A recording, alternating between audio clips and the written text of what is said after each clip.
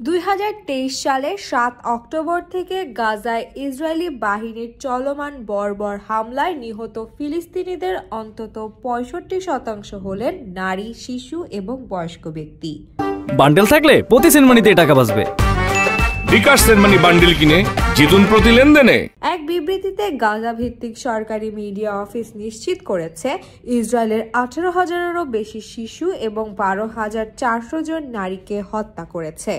একই সঙ্গে বর্বর বাহিনী 2,180টি পরিবারকে সম্পূর্ণরূপে নিশ্চিহ্ন করেছে। বিবৃতিতে আরো বলা হয়েছে, 5,070টি পরিবার এখন গাজায় কোনো রকম টিকে আছে, কেননা এসব পরিবারের মাত্র একজন সদস্য অবশিষ্ট রয়েছে। এদিকে গাজার স্বাস্থ্য মন্ত্রণালয় জানিয়েছে, অনেক ভুক্তভোগী এখনো ধ্বংসস্তূপের নিচে এবং রাস্তায় আটকা পড়ে আছেন। উদ্ধারকারীরা তাদের কাছে পৌঁছাতে পারছে না এবং উদ্ধার যন্ত্রের অভাব রয়েছে। গত নভেম্বর আন্তর্জাতিক অপরাধ আদালত গাজার যুদ্ধ অপরাধ এবং ইসরায়েলি প্রধানমন্ত্রী বেনিয়ামিন নেতানিয়াহু এবং তার প্রাক্তন প্রতিরক্ষা মন্ত্রীকে গ্রেফতারি পরোয়ানা জারি করে।